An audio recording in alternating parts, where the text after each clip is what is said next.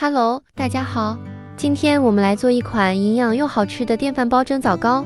相比之前蒸的戚风蛋糕呢，我们这款蛋糕做起来更简单，而且成功率会更高一点。关键呢还特别的营养健康。首先准备100克红枣，去核切成小碎粒。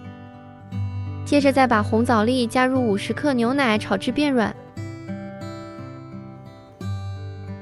然后再加入红糖继续翻炒。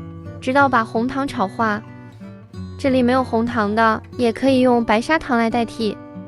红枣炒好后，转移到一个碗中放凉备用。红枣完全放凉后，再加入3个全蛋，用电动打蛋器打发。打发后的鸡蛋呢，能够使我们做出来的蛋糕更加的暄软。鸡蛋和枣泥打发到这种发白而且粘稠的状态就可以了。接着我们再加入低筋面粉、泡打粉和小苏打，然后再用橡皮刮刀翻拌均匀。这一步切记是要用橡皮刮刀来进行搅拌的。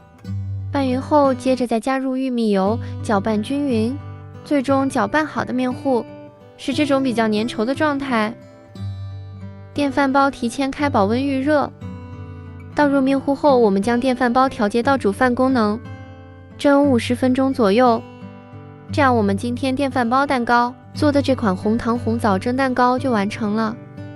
这款蒸蛋糕做法简单方便，而且呢和烤箱烤出来的一样松软好吃。